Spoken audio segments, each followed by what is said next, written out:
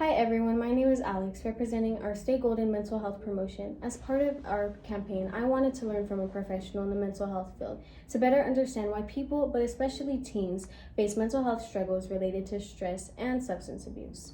To start off our interview, would you like to give us your name and what inspired you to pursue in the mental health field? Absolutely. Good afternoon, everyone. My name is Janette Espinoza. Currently work with Elite Specialized Services.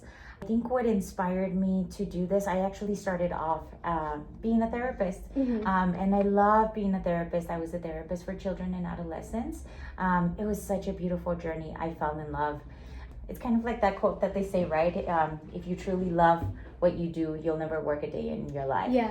That is how my journey started. That is how my career started. Started off as a therapist, working with children and adolescents. From there, I am a huge believer in growth and just learning and learning and learning. I love my brain to be a sponge. So being that sponge, I then moved on over to working with adults and working with specialized populations. And then throughout that career journey, I went from being a therapist to being an administrator, clinical administrator, and currently still now doing half and half. I'm half therapist, half administrator. And now we have our own business where Congrats we're doing to counseling her. services. Yay!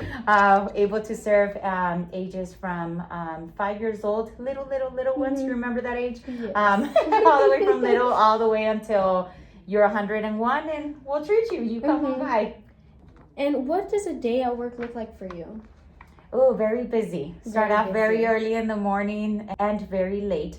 But I think that's a choice. Honestly, that's truly a choice. I am currently, like I told you, I'm an administrator, which I like to call myself a leader. I'm not a boss. I know a lot of people like to label that as me, but I'm truly your leader. I want to continue growing and expanding these services to be able to serve what the community needs. There's a lot of needs out there. So start off the day, a bunch of phone calls. I do a lot of phone calls in the morning time as soon as I get to the clinic, right? Because as a leader, you have to be available to what your staff needs early morning, from kids getting sick, call outs, filling in, all of that. Clients needing a higher level of care as well, currently doing that. We come into the clinic, have session for session, have meeting after meeting, just trying to truly advocate and being able to plant that seed. That's all I ask, is just to be able to plant the seed so that way the community can continue growing. We can continue learning from the community on what those needs are so that way we can address it. 5 o'clock, basically, right? A lot of people will clock out. At that point, we still stay on. We actually have services ongoing all the way until 7 p.m. In person or virtually. So just making sure then we go back again to being a leader, right? Making sure that my staff is doing all right, making sure that they're safe, and making sure that they can call it a night. That's good. And making sure the clients come first, of course, staying that late. That's wonderful that you guys do that. Why do you believe it's important to normalize conversations about mental health in our community? Like I said earlier, problems don't discriminate. Life doesn't discriminate. And you know what? Just because you reach out does not mean you reach out to say, hey, you know what? I just need, put it this way. This is the way that I tell all my clients is, currently right now, you're living life through lens 1. What would be the worst thing that could happen if you were to see now life through lens 2 or lens 3? We open up those doors so that way you guys can start seeing life from a different lens. What if there's a different intervention? What if there's a different approach? What if I, Mabel, as you're talking, let's say you're my client and you're talking to me and you're doing all of this, you have the person back here just truly listening and observing to like, hey, did you ever consider this? Remember, when we emotionally respond, we're in our emotions. But it's like they always say, right? Emotions are temporary.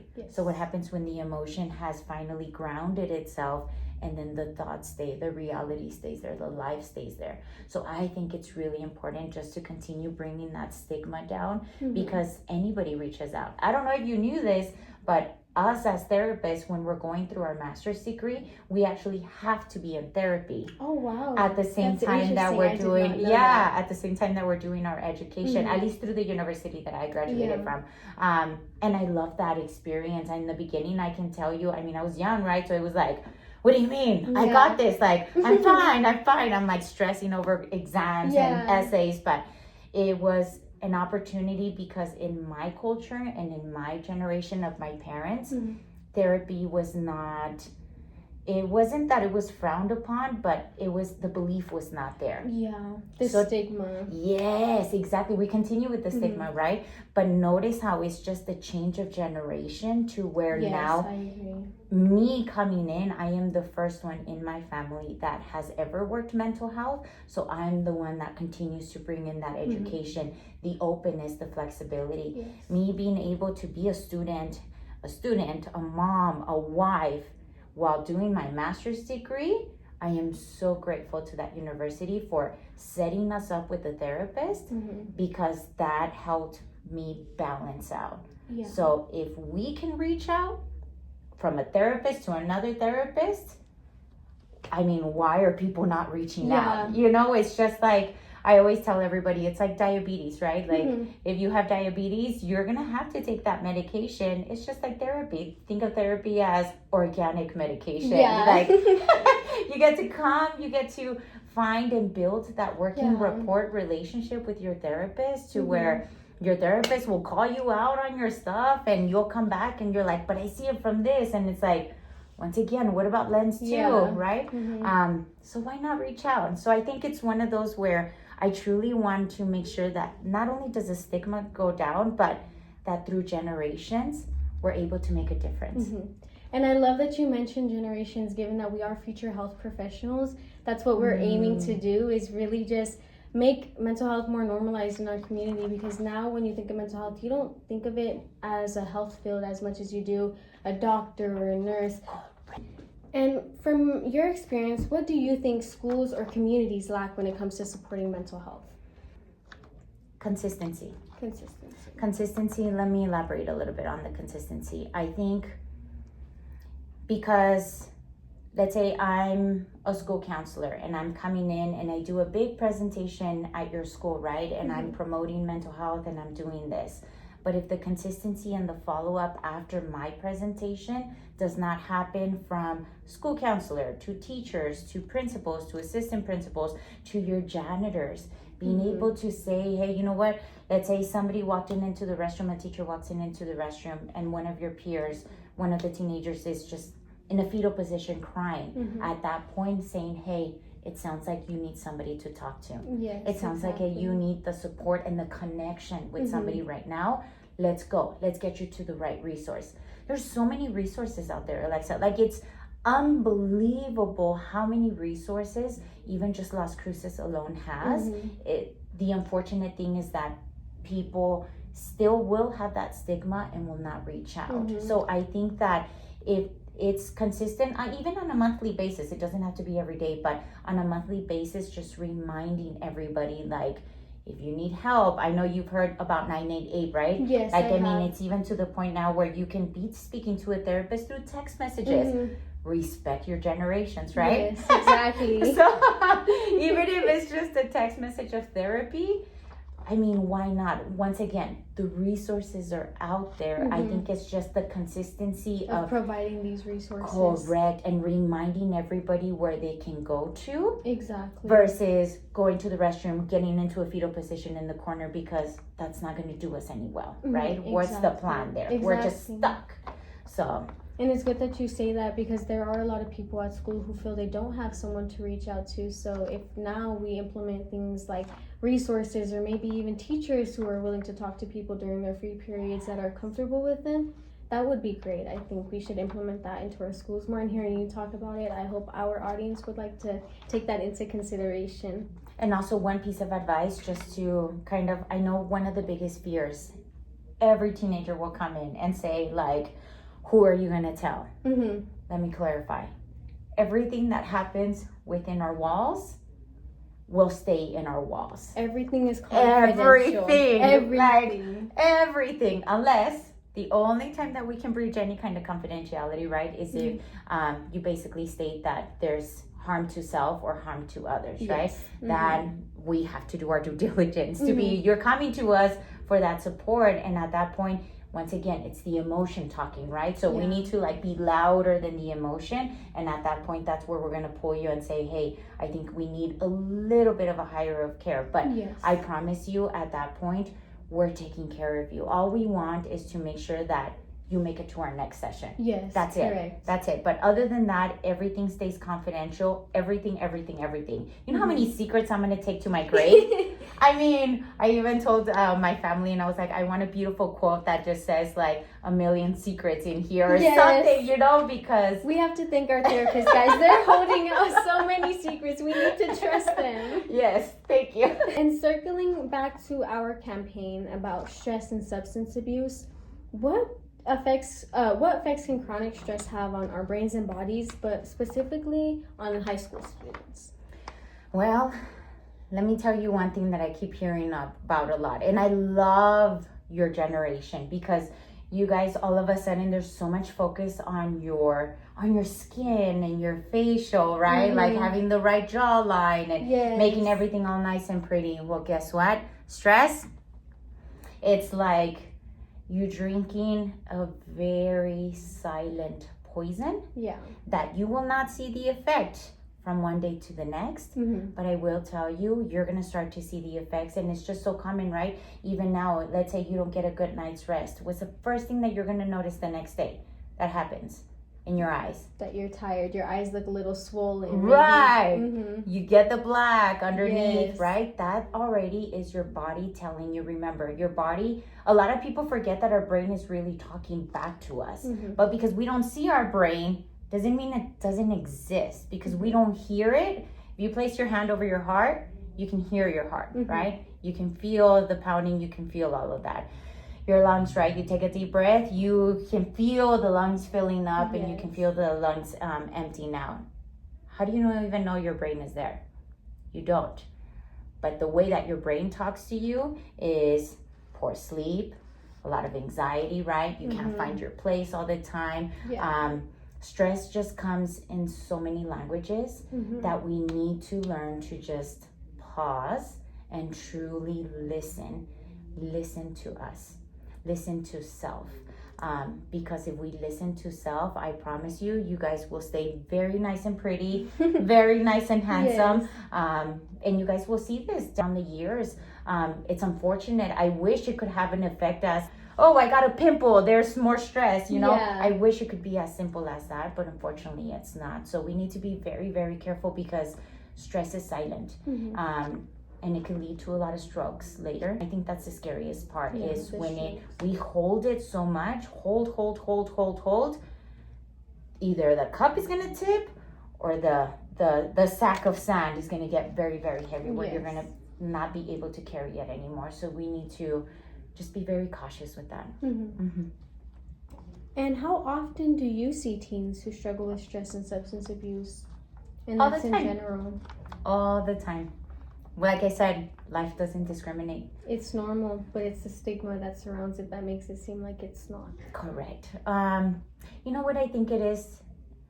And I think what stops a lot of teenagers from maybe even speaking up is adults. And I will tell you, as an adult, sometimes I have to call out my own adult friends, right? Call them out and say, hey, just because teenagers only have to go to school and only have to be great children, right, to their parents, doesn't mean that they don't have their own stressors. You guys are learning about yourself and you guys are trying to find your identity. That is stressful within itself. Like finding, how do I do long hair? Do I do red hair? How am I going to label myself? What's going to be my identity? What's going to be this?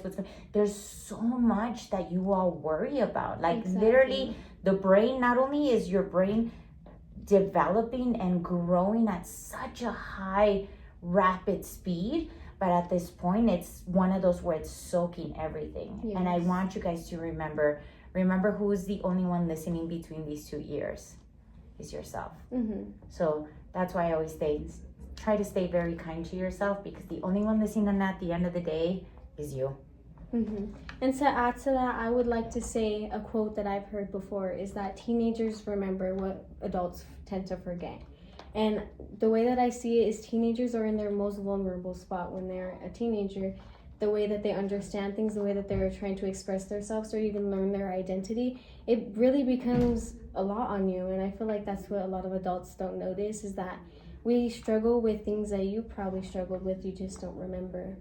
I just think we have to be a lot more considerate when it comes to thinking about teenagers' emotions and stuff like that. Either we don't remember, or we as adults get so caught up in paying bills, making sure there's food on the table, making sure, like, adulting sucks. I bet, yes. So that's why I tell you guys, just live life. Like, at this point, truly, when you hear from an adult, when it's like, when they say live life, is because once you start working, once you start paying the bills, it's like, whoop, be ready for that change of lens, because there's no going back from that. There is not. Have fun. Have fun. Like, if a style didn't work for you, then cool, move on over to the next one, and the next one, and the next one. Because once we get to that adulthood, it's like, once again, you're going to face another level of stigma. And at that point, then you're going to have to push through that one.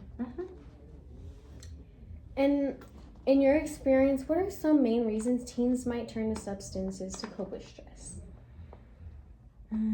It's easy. It's easy. Life isn't easy. But we try to do a lot of interventions that will be fast and immediate. Like I said, right? If only stress could talk to us, and all of a sudden, like, we start breaking out, and that's our result of increased stress. I wish it could be that easy. But unfortunately, it's not. It's not. Substances, what happens from what we have seen, working with both teenagers and adults, going through their own substance uses, it was so much easier just to take something and find an immediate result, right? Short term. It's what we call here in our world short-term goals. It was a short-term result, but then after 2-3 hours, it's gone again. And then what happens is that the tolerance starts to get higher and higher, right? Because then we start to feel more and more and more, so we want to numb it. It's like putting it under the rug, right? And all of a sudden the rug is going to get bigger and bigger and bigger. So at that point, truly, finding the right coping skills, finding the coping skills that's going to work for you. I can give you a list, Alexa, of like 1,000 coping skills right now. That doesn't mean that those 1,000 are going to work for you. The way that we're trying to find a style, we got to find that coping skill as well. And truly believing in it. Like, doing it with intention. Don't just do it because it's like, oh, my mom told me, my therapist told me. No, we don't tell you guys to do something. We are not your parents. We just introduce. It didn't work. Cool. Scratch off the list. Let's move over to the next one. Yes. That was going to tie into my next question about coping mechanisms. But as I'm hearing this, what do you think was the most important, or what made teens want to put their intention into this coping skill? Is there any that stood out to you that a lot of teens really did try to put their intention into? Like a specific coping skill? Or a mechanism, anything that really took them away from the stress and the substance abuse. You know what I love to use when I'm working with kids is music therapy. Music therapy? I haven't met anyone in our generation that does not enjoy music. So. I mean, music speaks to us. For my extroverts, you're able to go out there and truly, like, music is just like literally background music, right? Yeah. But for my introverts that are a lot more closed in, that doesn't mean that you have to like go crazy. I mean, it could even just be like instrumental music that creates a difference, I'll give you an example for myself. I'm a big runner. My biggest coping skill, if I'm stressing, I am running. I am running, and I will be hurting the next day where I can't even walk, right? I started off my running with a lot of just beats. I can't be listening to lyrics because it would distract me. Like I am the type of person that will run based on the beat. It's interesting. The tempo. The tempo, exactly. I even work that way. I will have my laptop, and people know just I will not put lyrics, but I go based on the beat, and literally you can hear my typing go on the tempo. It's beautiful. But where I was going with this is I actually started trying, and I've been trying this for a year. But now what I'm doing is instead of using my beats to run, I use a podcast to run. I never thought that would ever be possible in my life, to be hearing somebody having a conversation and me running. I actually got lost in this, and it was beautiful. So now I go from podcast to changing it to like audibles, and I'll do like a fun book instead of actually like all the knowledge all the time, right? And all it's doing, it's reading the book over like to me, and I'm able to run longer, which is the weirdest thing ever. I never thought this could be possible, but now I'm running longer distances by listening to someone. So like I said, never stop learning about yourself, because look at me, this is a new coping skill. Running has always been there, but I used to run to different music, and now it's like, yeah, it may be a podcast, right? Or it could be an audible. It's not music, but in my brain it is, because it's keeping me. It's like, once again, like you said, the tempo is just, it's maintaining, and I'm getting lost in the conversation of it. So I think what I would say is music is universal. Once again, the word universal, right? Music is universal, and everybody knows it. No matter what language, it gets translated. So, and also what I took from that is that you should explore yourself. Find what helps you with your stress. Really explore what you want to do to cope with your stress. You don't have to run. You don't have to listen to music. Maybe you don't like music, but maybe you like drawing, maybe you like art, things like that. It's really all what you like to do in your personality. And I feel like that would also help with identity exploration. That would help a lot of people find out who they are. That was beautiful. Thank you. Very nice. And if you could give one piece of advice to young people about mental health, what would it be? Believe. Believe that change can happen. Believe that change can happen between generations. I told you about my own. Believe that generational trauma, we can put a stop to generational trauma. We truly can. The way that people used to live before, and I'm talking like 19th century, 18th century, like it's just, it was very different, right? Roles have changed, even just from our identity, right? From everything, just everything, the way that we see ourselves. You don't stop believing, because if you stop believing, then everything else, how can change ever happen? If we stop believing in ourselves, if we stop believing in others, if we even stop believing in our community, we have to believe to see. That's very beautiful. Thank you. And to end this off, is there anything else you'd like to share that you feel our community should understand about mental health? It's okay to change. It's okay to change. It's okay to change. It's okay to, and it goes from everybody, like from us, right? Not only believing in the change, but acting on the change. Talk is cheap, right? So actually like implementing that action, but even going as far up, I'll take it back to my leadership and me being as an administrator. We have clients that are justice involved, meaning the community is changing. Let me tell you this really fun program that we currently have with us, Alexa, is now what the community is doing and what the county is doing is they're providing open doors and open opportunities to our clients. So let's say a client comes in, right, and they're coming in because they had substances in their car and they've been, struggling with substance use, right? Yes. At this point, now these individuals, people out here in the community are being given two options. So option number one, either you go and get incarcerated, or option number two, do you want to work on it? What do you mean? Yeah, what if you were to take treatment for 1.5 to 2 years? So not only is it like punitive now, like let's slap you in the head, now let's go punish you and you're going to receive your consequence. Now it's like, what if we do it through treatment wise? We're trying to make a change. Yes. We cannot stay stuck with what we were doing even a decade ago. Exactly. We cannot. Things have changed. We have evolved. We have evolved so much. I mean, look at where AI is taking us. Exactly. Now, why are we not offering treatment a lot more? Because you're not labeled off of your mistakes. You are not your mistakes. You are not your occurrences. You are not your events. The person that you become is that person that gets up, scrapes off their knees and says, let's keep pushing forward and let's keep moving forward. that is the person that you are. Mm-hmm. So I think it's more, I'm going to shoot it back at you guys, and it's truly the challenge of knowing that we cannot work the same way that we worked even a decade ago. Mm-hmm. Look at where we're at. We're in Yes. 2020. We're about to enter 2026.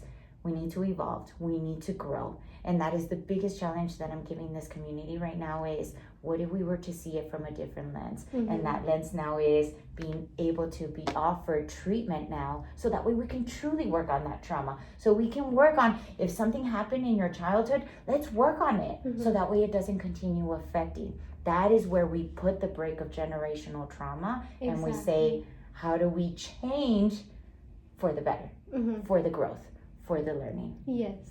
And that teaches us a lot about what we could implement into our careers as future mental health professionals, or anyone who's trying to work into the mental health field. There's a lot of things that we can take from this interview, hopefully.